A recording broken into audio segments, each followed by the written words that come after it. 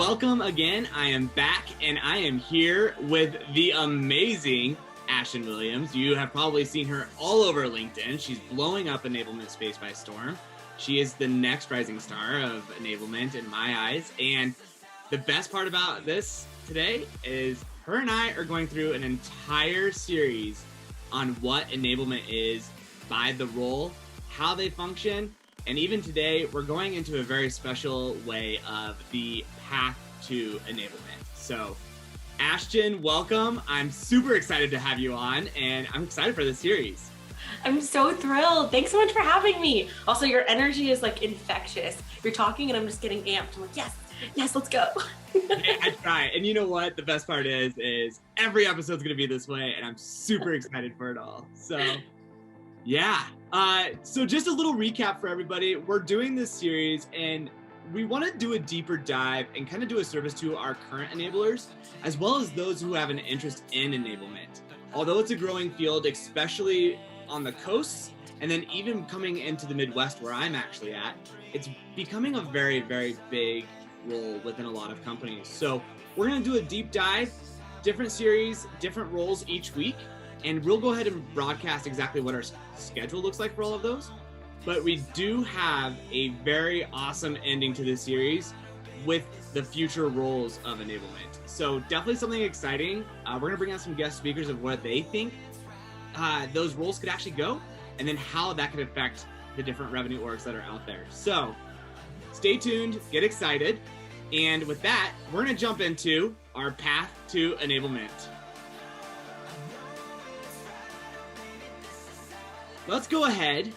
First question, and let's just roundtable these out. You know, you and I are just in this. You know, too bad you're in Canada. We can't be sitting at a bar together right now. But let's hear it from you. What is enablement in your eyes?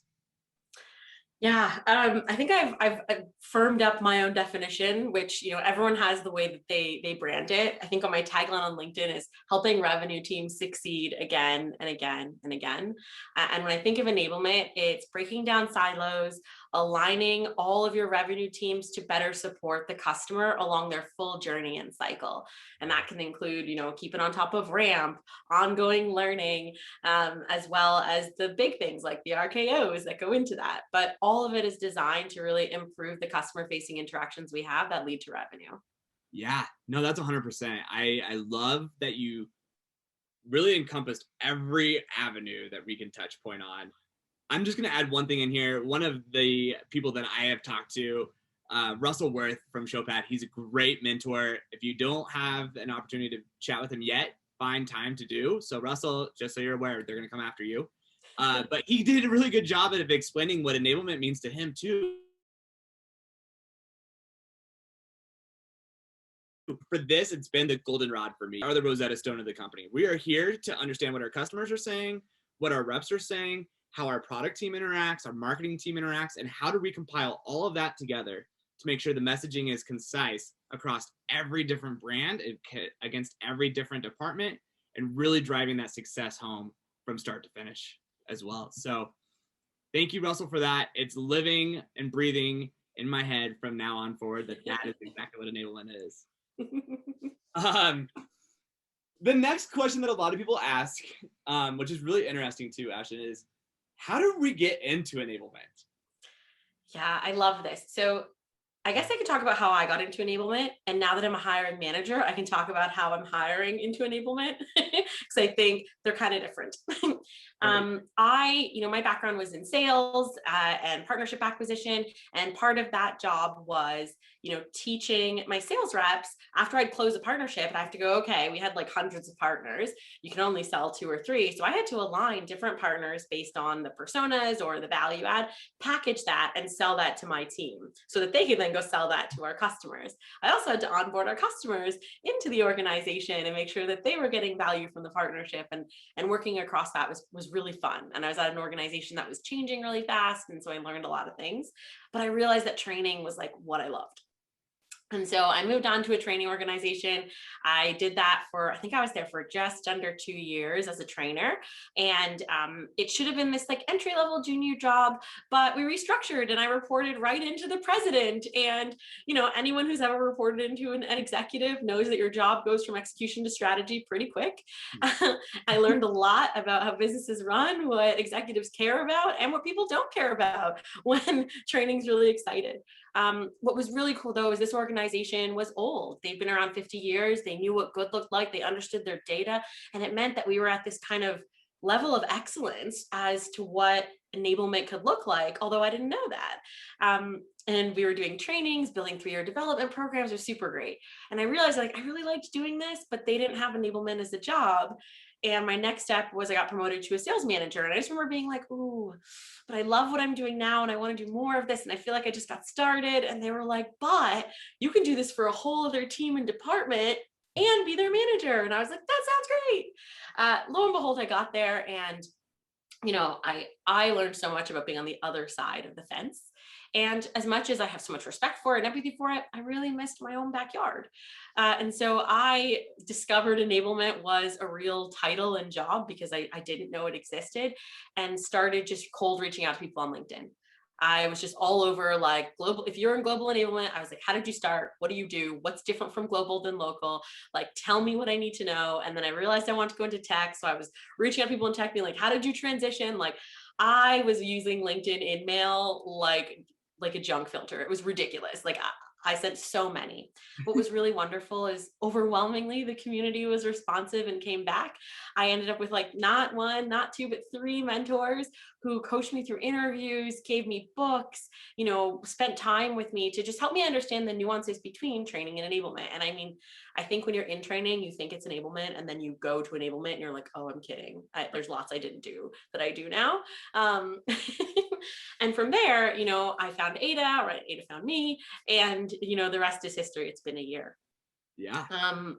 But I'll say this, now that I'm hiring for this role, the way that I think about someone coming into enablement and where they can start is most people do enablement as a side piece of their job, and they don't know that. And so I try really hard to be like, hey, when have you had to like teach adults a new skill and track how it went and the outcomes desired? When have you had to collaborate across multiple stakeholders and align everyone to a project and hold them accountable, even though you're not their boss, right? When have you had to build something to help someone move faster, better, stronger, or coach a colleague, or even coach, a team? I find if someone has the experience of being like a team lead, they get slotted with the enablement if there's no enabler, or if they're a manager growing their team, they just have to do it. And the people who find passion for that get really excited when I list kind of these things. So I'll say recognizing your experience is one. Yeah, definitely. And for all those that are looking to get into enablement, take a very, very broad look at the projects that you have done and actually have worked on together, because although it may not have had an enablement title or a sales training title on it, those projects can very well be translated to the rest of this market. It's For huge. sure. It's crazy how what little impact or big impact you can make a significant difference across entire Yeah. And I'll say this community is so open. Like we learn, we share together, right? Things change every day. So you're always learning. So your community is your secret weapon.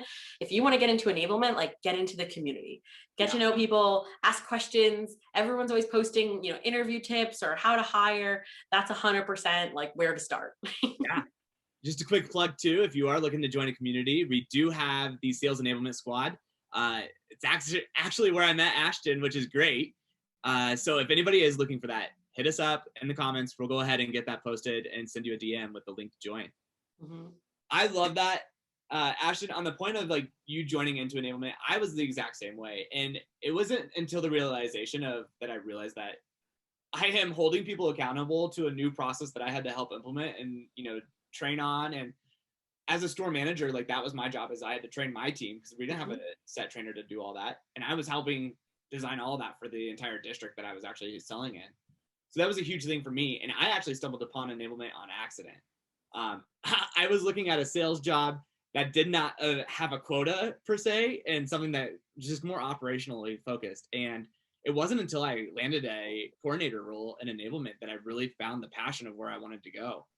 Bumped up the ranks in there, and that's exactly where I was at today, is just understanding where I fit in, what are my passions, and what kind of path through enablement that I actually wanted to live in. So on that segue there, Ashton, I'm going to ask you, what are the different types of paths within enablement that you have seen on your side thus far that people could jump into or find a passion to research more into? Yeah, I think there's the first thing to kind of caveat is that different businesses have different stages of growth.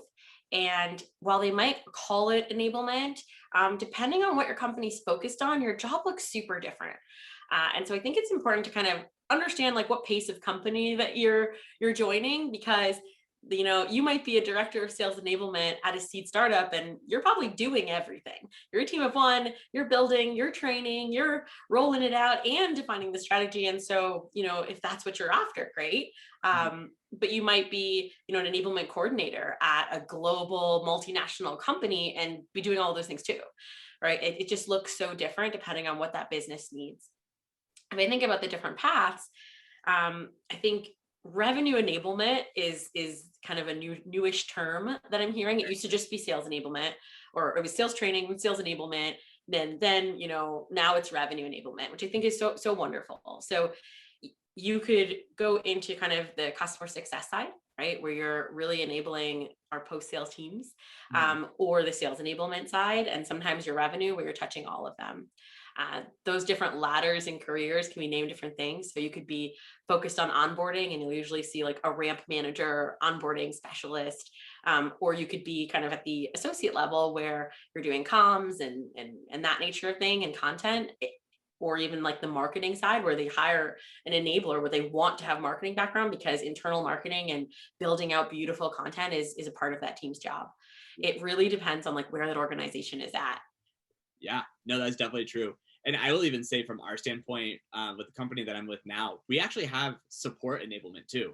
So we are actually driving the entire revenue journey from start to very, very finish with enablement from every aspect there. So tons of different areas to focus in. As Ashton said, marketing, sales, CS, support, tons of different areas now. Bigger companies are looking at enablement for every which way and avenue that they can For sure get help at this point. So I think something that we often like forget to define too is like the difference between being like an individual contributor, kind of a manager versus a director, and then there's like your enablement path on top of that. yes, right. break that down a little bit more, will you? And kind of like, yeah. So I guess, and I don't know that I have like the best or universal definition, but how I think about it is if you're an individual contributor, you're, rolling up your sleeves and doing the work. Oftentimes you're spending time to go deep on like a single few things and really churning out, asset after asset, deck after deck, training after training, and you're in the action. Right. And some people will always love being there. And that's not, your seniority doesn't change if you're executing. So I think we all execute no matter what. But if that's where you love to be, the individual contributor will make sense. Yeah. Then there's, the manager, and the manager usually has kind of a vision and strategy. And they are given that vision and strategy by their director, and they have to then figure out how to mobilize their teams, right, to make that come to fruition. And so that person might be managing projects, specifically a number of projects to get there, or they might be managing a team and people, and that's okay. But usually what it means is like you're given a vision and strategy, and your job is to like pave that road to it, and by organizing your individual contributors to get there. And then you have your director who builds the strategy, right? They're maybe given a vision from the CEO that's like not about enablement at all, just about where the business is going. And they have to think through that roadmap for their team. They're usually also managing managers, which is a unique skill. Some directors aren't, but I usually like, your director means you're managing managers, you're managing individual contributors. And then, you could also be mostly on projects or on people, depending on what that business needs. Yeah. And that's a big thing. A lot of people kind of misinterpret what a manager could actually be. And I think in previous conversations, what you and I have touched on is you're either a manager of people or a manager of projects. Sometimes it could be both. Sometimes it's one or the other. But emphasize on what you're actually managing and take control and have that ownership and that passion geared towards that project or those people that you're actually managing, because the last thing that people want is zero direction to understand where their next steps are going to be. So For really sure. focus on what you kind of want to manage. If it is a person, cool. We all love that, classic I'm a manager title, but it's understanding what you're actually managing is the bigger title. Yeah, and what you're responsible for, right? Like if you're a manager, your job is to get your team to success. In some jobs, that means you're a project manager and a people manager. In most jobs, right? Because you're responsible for your team completing the things that they've committed to. If your team's added a project, it's your project, right? Because you got to make them successful. Versus when you might be leading a project and you're coordinating, other efforts, but they're not on your team directly. Yeah, it's huge. Mm-hmm. So for all of those people that are currently right now not in sales enablement, what kind of resources do you say? I know you mentioned the community that we plugged earlier, which is great. I wish I would have known about that. In fact, it wasn't in existence then.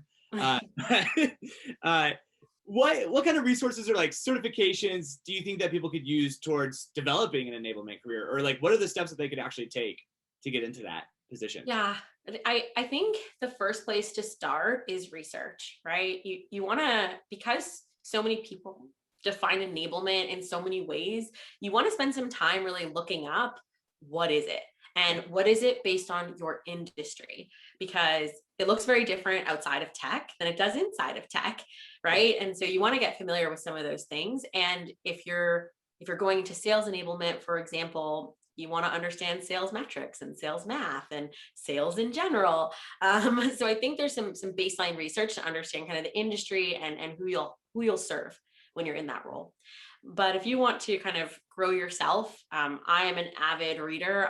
Audible has like changed my game in being able to take in like a dry business book and at the speed of light and apply it. There's a ton of reading and great books out there that define enablement and do it well with structures and frameworks and guidelines. There's a couple just business books, right, that talk you through stages of growth, organizational structure that's important to understand too. And then I'd say, reaching out to people is my way. As an extrovert, people are my fastest way of learning. But reading and joining communities is key. There's a few, courses available. So I think I did a SASE sales enablement course when I first started that was helpful from a place where I wasn't new to enablement. And it was definitely designed for people who had maybe had one job or doing it for the first time. And I just remember it feeling like the validation that I'm like, oh, I'm thinking about this right. Oh, this is also how I would do it. Oh, I learned something new. But the really beautiful thing about that course was that I made a community of other enablers. And that's actually where the learnings continued. It wasn't the course itself. Yeah. What about you? Do you know any great kind of learnings or courses? Yeah, definitely community is definitely right. I'm a very big extrovert and I'd rather like have us sit down and have a conversation and learn more versus, burying my nose in a book and really just diving in that way. But community is definitely where I would go first and foremost. Secondly, Sales Enablement Playbook has been like the very first book that I read within enablement. Like as soon as I joined, I didn't even know what enablement technically was, but I accepted the job anyways. And so I read that book to try to get a better understanding. And it was great because, as you said, it wasn't rocket science when I was reading it. It was more of the reaffirmation of, hey, yeah, that's actually kind of what I did at my previous jobs. It just wasn't called that. And that's exactly where, we take that pinpoint of those projects and reiterate that is actually an enablement function at the same time. Are you talking about the Corey Bray Sales Enablement Playbook? Yeah. I just so happened, like... That one right there. Hold it up one more time. Hold it up. Yeah, it's going to be all reflected in my screen. No, that's good. I have that, and I have Tamara Schneck, if I'm saying her name right. Yes. That sales enablement book. I found that actually really helpful. It's one that I'll say, don't read on Audible, get the hard copy, because there are like frameworks that are really important to look at. But funny, I also read that when I first started. Those were my first two books that I actually started out with. The playbook was the great one for me, very beginning, to dip my toes in that water. And then Tamara's was very much like, okay, let's take it to the next level and go there. Yeah. A couple of other things that I've, I think are great right now. A lot of enablement mentorships are actually spinning up too. So I know several people that are doing individual coaching If you want connections to those, please let us know. Ashton and I can definitely point you in the right direction.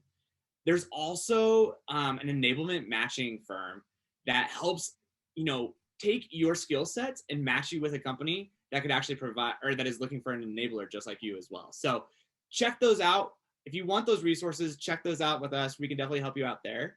But I would definitely say if you're trying to build up yourself on that, education level, understand a few different things, not only just sales math and all of that stuff, but understand more importantly, the customer journey.